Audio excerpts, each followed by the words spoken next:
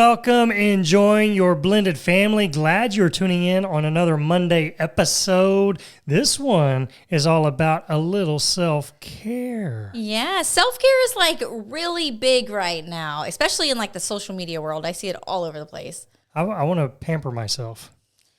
Like put Pampers on? Not like put a pamper on, because that'd be really weird. Although I don't know, football season, when that comes up, that might be good. I mean, you were just waiting. He was talking football before we started the podcast. It's fresh on my mind. He just wanted to segue into football talk, but this is not a football podcast. This is not a football podcast. I can't talk football or sports. No, we are talking about self-care. Self-care in a blended family and how it can actually help your blended family by doing this. That's a twist. Yeah, and maybe you can use a little football thing as football being your self-care. So maybe you can... I could squeeze that one in? Squeeze that in just a minute. Ooh. Well, let's see if I can do that. All right, guys. So we are talking self-care today, and I want to give you a little visual because maybe you're the type of person that I am. But I'm the type of person that when I am in the car and the car starts to run out of gas, like it's getting closer to E, I like to push it to its limit. Like, I want to see how far I can go without have to actually stop. Now, I know this upsets my husband sometimes, so sometimes I'll actually like think to myself, like, I'm going to put some gas in it before he has to get into the car next. And then he like pulls an audible. Well, the thing... Football talk. That was football talk, right? That was good, yeah. An audible. Was that the right sport? That was, yes. All right. That was very good. You pulled an audible. So there we go. We worked football in right at the front, and I didn't do it. Well, wow, that's pretty impressive. But no, it always happens, though, is I'll have to go jump in the car, and it's on E, and I'm like, dang it. And I'm running to the gas station, having to fill up first, if I can even make it. I remember one day, she was like, as I was walking out the door, she goes, I hope you make it to the gas station. And I'm like, oh, you're kidding me.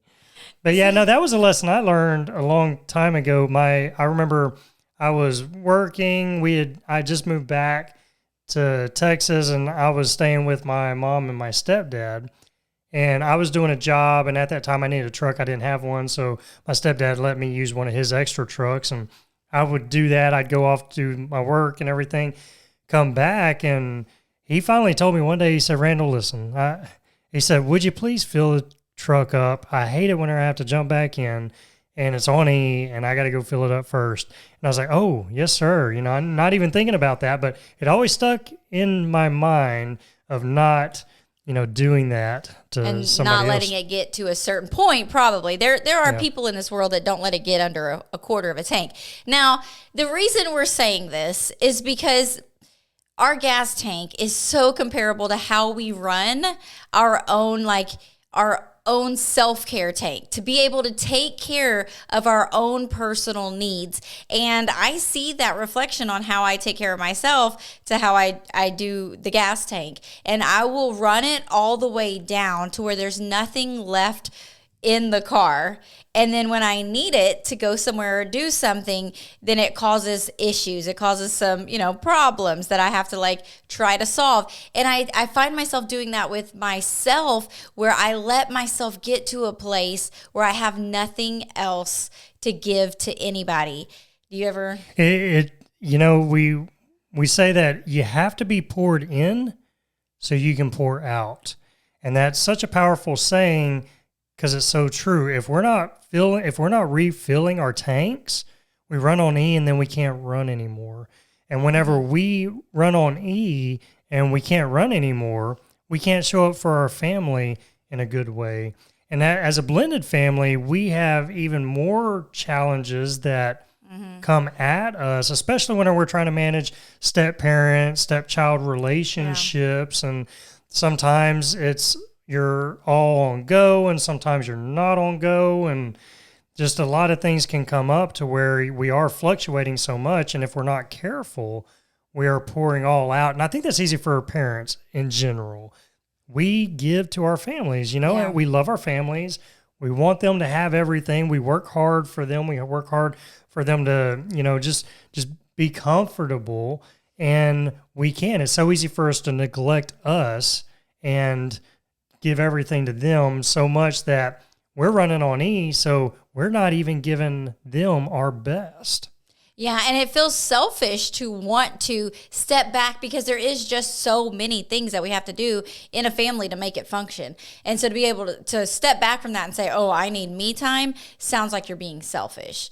But for me, and I know so many other people, like you can actually feel yourself in this like state of like, oh my gosh, what is going on with me? And a lot of times you can trace it back to the fact that you're running on an empty tank. Yeah. So what are some things that you know, like that you recognize that your tank is on empty? So yeah, if you're, some of these are like red flags, right? It's like red flags. It's like the light coming on in your car going, I'm out of gas. I'm almost done. Yes. And you're sitting there thinking, I could go another 20 miles, I bet. Yeah. And then you're broke down on the side of the road trying to, wrestle a gas tank and all that, or gas can.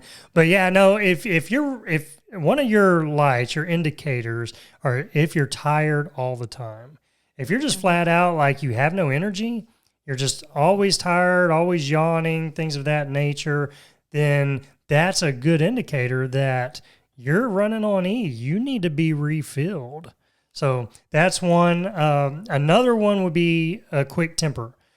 If things are just really making me snap a lot, that, maybe I'm the kids, it's just like the little things that they're doing just make me snap. Like, no, shut up. This, no. Yeah. You get into, I like to call it the gripe mode, where it's like, whenever you get like that, like everything is making you just snap, that's one. Yeah, I know it, like parenting and with the kids, and they would get so confused because a lot of times I would be fine with the things that they would do. But when I'm running on E and when I'm tired and I'm exhausted, the things that they do, all of a sudden they make me mad and I'm yelling at them for it. And they're like, wait, what? I just did this last week and it was okay. But it's because I'm just tired. Yeah. Or if you're emotion driven, like if your emotions are just, they're kind of controlling you.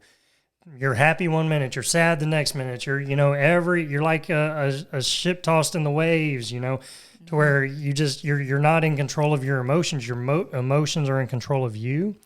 That's another indicator that I'm not being filled. Being stressed out. Mm-hmm. If you're constantly stressed out, then that's easy for you not to be filled, right? You're running on E, you're running low. And last thing is being resentful.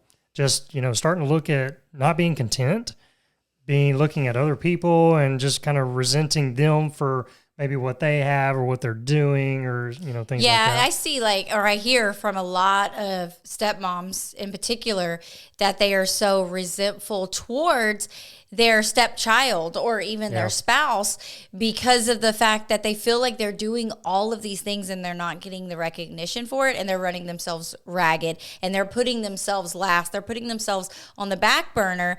And because of that, now all of these tasks that they're probably doing out of the kindness of their heart, I know for me, it was because I wanted to. But once you just compile that and you just pack your schedule so packed with all that, then it just runs you out and then you become resentful. For sure. And this is just a common thing, right? I mean, we all have hit this wall before, but it's so true. I mean, we can only go so far for so long before we got to be refilled. You got to sleep every day. If you go 24 hours without sleeping, your body physically and mentally starts breaking down. It's the same with us and having that quality time for us that we've got to be able to have. If not, we give everything away and we have nothing left.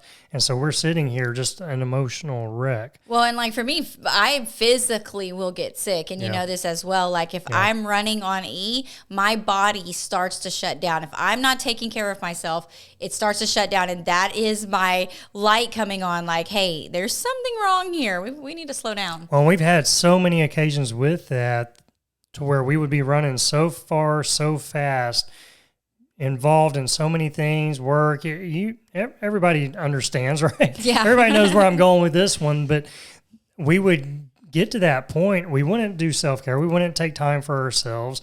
We were giving everything to our family, and we're giving everything to everybody else. A lot of times even our family would get our leftovers, and we're running. And finally we would be so tired. It's like, we've got to get away. We've got to go on a date or have a date night because we hadn't had one in months. Yeah. And it's like, we got to be able to do that. Well, by the time we would plan a weekend to do that, she'd get sick. Yeah. Every time it'd be like, she was a school teacher, and it gets so busy and so hectic. By the time she could finally wind down and we could actually do something, she was already on E and bottoming out. Yeah, just the act of sitting and resting made me my body would be like, okay, now I can get sick. And I'm like, no. It really did. And it happened so many times. Yeah. It wasn't just one time. Vacations were the worst. I'm like, no, this is not the time to get sick.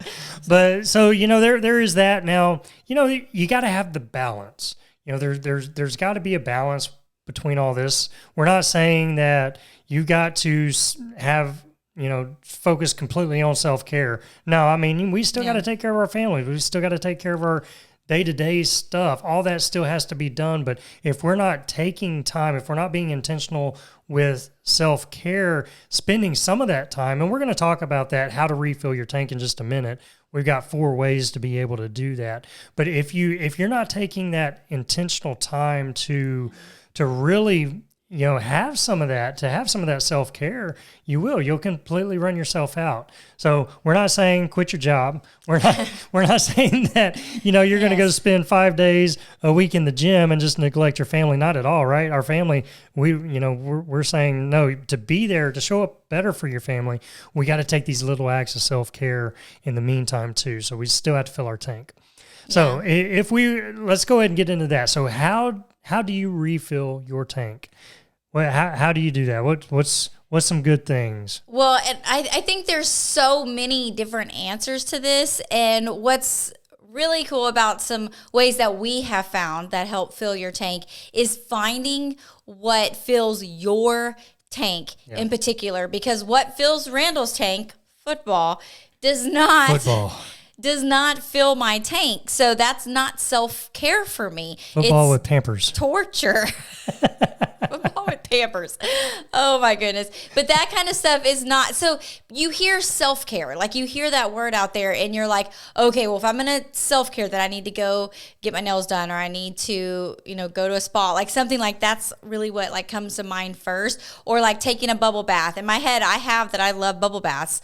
And then I go to take a bubble bath and I'm hot and miserable and I can't just enjoy it, but I just can't wait to get out kind of thing, even though I torture myself often with it because I think I should love it. I will love bubble baths.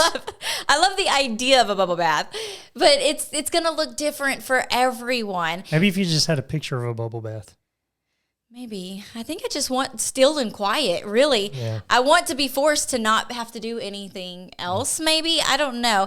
But you find these things that are for you, these small things that just bring some joy and happiness to your life. And I know for me, I started on a path like maybe a year ago now, looking for what brings me joy. Yeah. And I really didn't know. I could not figure out what were the things that filled my tank. And luckily I had a friend that I had met on Instagram, and she's really into self-care. And so she had this list of like 100 and something. Remember when I started doing that list? I think it was like more than 100 items. And I just started doing them and seeing, does this make me feel good, or does this make me, not feel anything, or what? And that's how I started to discover, like, what do I like? When it's easy as parents, as adults, to forget, to forget to explore, to forget to try to discover you and who you are in this season. As kids, we dream so much. You asked me what I wanted to be when I was a kid. I want to be like 10 different things. I could be an astronaut. I could be a rock star. I could be it is whatever. A writer, a detective. I could be a writer, a detective. I mean, you name it. I was going to be that, right? We dream so much when we're kids, but once the pressures of life come, we forget that part of ourselves. We start focusing more on family. And I'm not saying that's a bad thing. I'm just saying that if we lose the part of dreaming and we lose the part of kind of continuing to explore ourselves and the things that we like, then there's going to come a time to where it is just you and your spouse, and you're going to be sitting there looking at each other with an empty house going, what do we do? And it really is that would be sad and depressing. So, we want to continue rediscovering ourselves, and every season is a new opportunity for new things. We discover new things all the time, and that's the beauty of this. So yeah, and I was going to say, I recently discovered, such a small thing. And hey, B-Fam, we'll be back in just a minute. Check this out. So, Scarlett, what's your favorite thing about summer? If I had to pick just one thing, I'd say having fun with my family. I feel like summer is the easiest time to go on new adventures. We laugh more together, create more memories, stuff like that. What about you? Oh, yeah, definitely. Me too. I love the beach. Family hangouts, barbecuing outside. I can smell it. Hanging out by the pool. It's crazy because it always seems that everyone gets along so much better when we're doing things we all like doing. I agree. That's exactly why we created Enjoy the Journey. For sure. We found out that having fun together as a family gives you that joy-filled home that brings healing and keeps your family healthy, both mentally and physically. Then we lean on what God says in Proverbs 17:22, that a joyful, cheerful heart brings healing to both body and soul. But the one whose heart is crushed struggles with sickness and depression. We found that when our family is having more fun together, all the blended family challenges weren't near as bad. Our family becomes stronger, healthier. So we try to create more of those opportunities, which led us to create Enjoy the Journey. This is a new way that guides your family through finding more things your family enjoys doing together. It really does. And it's so easy to do. I think the great thing about it is that it helps you find more family things that you like doing, but it also guides you through finding more fun things for your marriage, more fun things for each one of your kids, and it's especially helpful for the step-parent relationships. It really shows you that the more fun you have, the less problems you'll see. It walks your family through finding more things you like doing in a fun way, and it sets you up to walk away with a great plan that your family will love. So no matter how long you've been a blended family, this meets you where you're at. It really is a fun journey that your family will be so glad you went on. So check it out. The link is in the show notes, and let your family enjoy the journey today. Now back to this episode.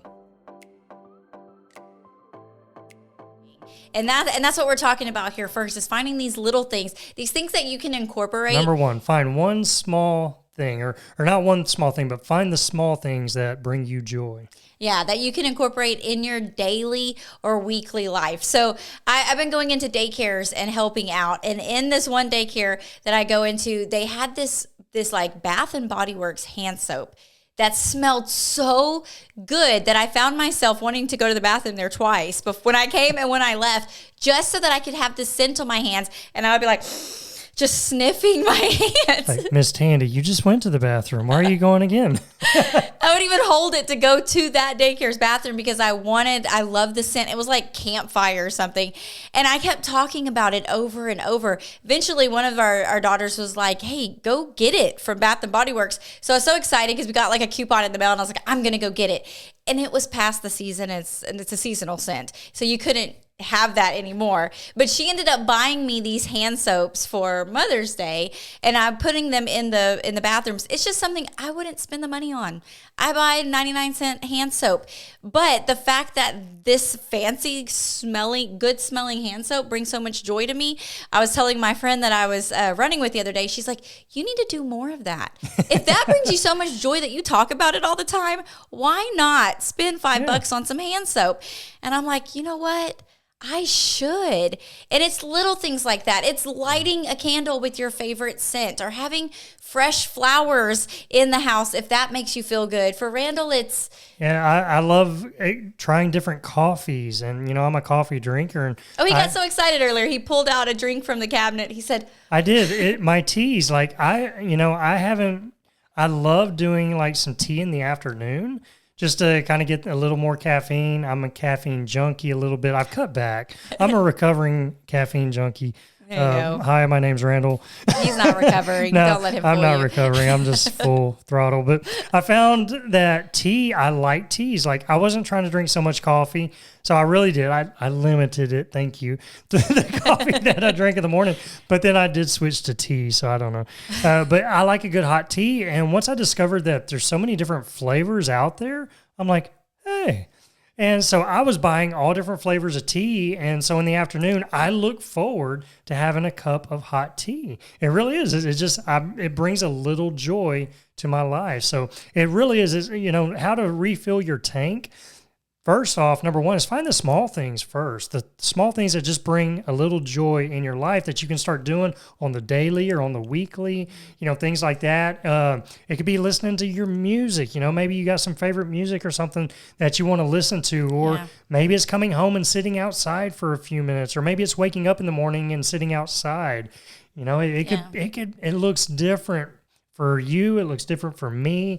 So it's really trying to find. Like, we started even questioning ourselves, and then we would like, oh yeah, I like that. Oh yeah, I like that. Like, we just started to like just remember these little things that we love, that brings that joy. And it's things that sometimes you do out of habit, or sometimes you do and you just forget that that's something. Yeah, for sure. So yeah, that's number one. Find those small things that bring you joy that you can do daily or weekly, those things. And then number two is find some big things that you like doing that you can do on occasion, or maybe once a week or a couple of times, or maybe once a month or once a quarter or something like that. Something that's bigger, that might take a little more time or planning or things like that. You have to actually leave the house or spend some money on it type things. Like, I know, like, for a lot of women, maybe men too, but like just hanging with friends, going out and sitting and having like girl time, girl night, that's a bigger thing that it fills my tank. Now, if you're an introvert, it probably does not fill your tank to go sit out in a social event. But if you're an extrovert, it refuels you to go do those things and be around people. For sure, yeah. So that, maybe it is. Maybe it's hanging out with friends and going out, not every night. We'll talk about that more here. Like we said, we got to create a balance, right? But it is. Maybe it's, maybe you're having a girls' night or a guys' night, and you're doing, like, we have a group of friends now that once a month they'll get together on a Friday evening for dinner, and they go to different restaurants. And it's, if you can go that month, then you go, and if not, then you try to catch the next one. So it's just trying to get with some friends that you just love and you hadn't seen in a while, and trying to do things like that. So it could be that, it could be pampering yourself, maybe massages. Man, I tell you, I love a good 1 hour massage. There is so much greatness in that. Once I discovered those, I was like, this is heaven. This is so nice. It like puts you to sleep. Your body feels so much better. And it really is so relaxing. I know a lot of ladies like getting their nails done, getting pedicures. Even guys like pedicures. I've had a lot of friends that are like, hey, dude, you want to get a pedi? And I'm like, what? Like, is that a thing? Like, can guys just walk in and do that? You should do it sometime. Yeah, I'm going to have to try it. It feels good because just like you like when I massage your feet, which is not real often, I'm not throwing it out there. Like, I just be rubbing his feet all the time. That's one of my big things. It's like, honey, I love it when you massage my feet. Can we make this a daily? Daily. That is my thing. I need you to do that. But even that, with just saying that as a small thing, my mother-in-law, his mom bought us a foot massager. Oh my and goodness. Man, at the end of the week, just putting your feet in that. I mean, so you could count that as a big thing if you go out and spend the money on that to buy it the first time. But how crazy is it that, and that led me into discovering a lot of these other little massagers that are out there. They have like this little neck massager that you can get that just massages your neck. They've got, the full foot massager that will come up to your ankles. I mean, all these things that are like, why not? Why are we not taking advantage of some of these things? It brings that joy. Maybe that's your Friday thing. You love coming home and just jumping into your massager and having your feet massaged. Man, it just sets the tone for the weekend. So, it's things like that. Big things like sports. Maybe you're a sports guy. You love golf, or you like me. My thing was racquetball. I love playing racquetball. And me and my dad, we would go back whenever he was working down kind of close to where we are many years ago. We would just meet up a couple days out of the week and go play racquetball for an hour or so. And, right after work, we go meet at the racquetball courts and we go play and have a blast. And, that's just refueling. That's just fun, doing something out of your normal that you enjoy doing. Yeah, and like self-care doesn't, in my head, it used to be something that was just like by yourself. But self-care doesn't mean that you have to be doing it by yourself. Yeah. It's just something that just lights up that energy inside you, and something you can look forward to. And if it's hanging out with other people or family members, then that's fine too. I get refueled by planning activities to do with our family and doing them, but I also get refueled just by planning them. Yeah. So what that looks like, and then like taking classes, it might be like not that you have to go back to college, but sometimes the local colleges or even online type things that you can find. Maybe you're into art, and so you want to take a pottery class, some sort of an art class or some drawing, or maybe it's a dance class. Maybe like they have like hip hop dance. I know I did that with my girlfriends for a season, and we would just go at the gym where they offered it, and I was learning to dance hip hop. Yeah. So it is. There's so many different things. So it's finding what fits you. So, finding that small thing you can do on the daily or weekly, and finding a big thing you can do, maybe it's once a week, once a month, once a quarter. Then number 3 is good timing. Now, once you kind of figure out those things that you like, really exploring that, then it's figuring out, okay, well, when can I make this happen? And timing is key, right? Because we want to create that balance. We're not saying to neglect your family, neglect your spouse, neglect your responsibilities by any means. We're just trying to utilize your time and do things that you enjoy doing that refuels you, just that adds that joy to your life. And timing is key. Yeah, and use the time that you've been given as a blended family, see that as a blessing. And I know everybody has different dynamics and what that looks like for you, but so many blended families, we experience this differently than you might have, because some are like more 50-50, but even ours, we were full-time, basically full-time parents. Our kids would go away in the summer, but what is the time that the kids are not with you? And how can you use that time to do your self-care? It wouldn't make sense on the weekend you have your kids to plan your weekend out with your girlfriends, yeah. Right? And go out and leaving them. So having that family time when they're there, but when they're gone, instead of being home and sad and just moping about it, because that's how I would do when the kids were gone, use that time to find something that makes you happy. Yeah. Yeah, it really is. And, I've different dynamics for sure. And I knew that sometimes throughout the week, like one day out of the week, they would go with the other parent. So let that be a time that you're just pampering yourself, or, you're watching sports in your Pampers, or, you're doing, doing what, whatever. We're going to have to get a visual of this. Whatever makes you happy, right? I mean, because it's easy to sit there and wonder what's happening with your kids or what's going on. And, the things that you can't control, but you can't control yourself and what you're doing. And those are just perfect opportunities as a blended family to refuel. That way when the kids are coming, you're refreshed, you're ready to pour more out. Yeah, you can also use a time like, say it's transition day or whatever, and your spouse, or there's a girl that I knew, like they're freshly into a blended family, and the kid did not want her to go to the practices or the sporting events. And for her to honor that in the beginning, she chose to step back from that. But it would make her very sad. And I'm like, use that time that they're gone doing their thing. Make it about you. Draw you a bubble bath, or binge your favorite crime show, or whatever you like to do in those moments, instead of just sitting there wishing that you were where everybody else was. Yeah, no doubt. So it is. Timing is key. So finding that right time for you and trying to work it into the time that you already have. Right? And it's trying to work it into your family and your family dynamics. That way you're not necessarily taking away from your family or any responsibilities, but you're utilizing the time that you do have to add joy into your life. So it really is. So that's number 3. And last one is number 4, a good action plan. We can talk about it all day long, but we can come up with these ideas. We can think about all the fun things that we like doing. But if we don't plan it, if we don't put it on the calendar, it won't happen. It's just a idea that's left up in the idea land, up in the area above your head that's just floating around that you're like, wait, what's that above me? I forgot. I learned a long time ago, it's very wise to take this time and put it on your calendar.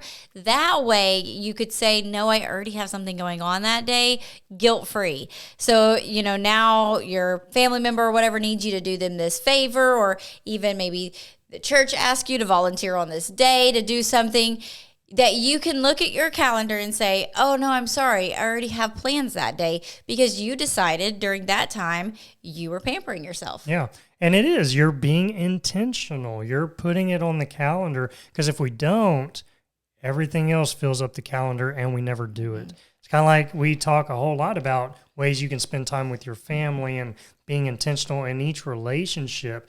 You've got to, because if you don't put these things on the calendar and create a plan, they don't happen. They get left behind. Same with ourselves, taking care of ourselves. We got to make a plan for it, or else ourselves get left behind. And before you know it, you're running on E, you're on the side of the road with your thumb up saying, help, can you come save me? And nobody wants that. That's not what we want.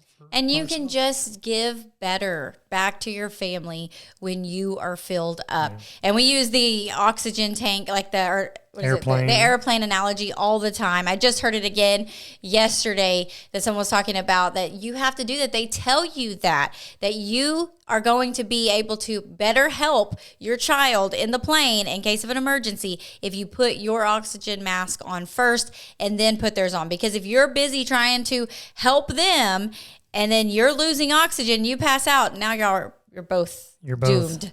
Yep, doomed. Doom, doom, doom. Dum, dum, dum. But isn't it crazy that we have to be told?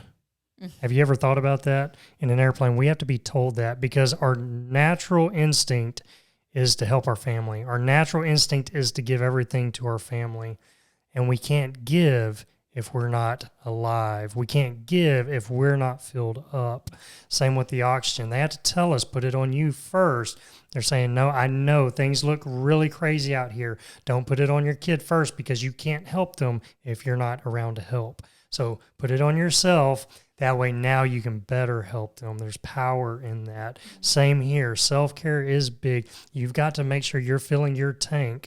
And even last thing, we're wrapping up, but Sabbath. We love talking about the Sabbath day. God made, all 7 days, and we're supposed to rest, on the seventh. But, really it's more than that. It's like taking time to enjoy life one day out of the week.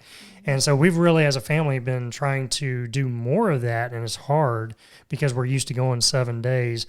But really being able to take one time to where you're just refueling. You're putting away things that you normally do. You're putting down electronics and work and everything, and just enjoying the relationships, enjoying your time. Maybe that's the day that you pick up a book and read, or you go sit outside and watch the birds fly, or, whatever refuels you.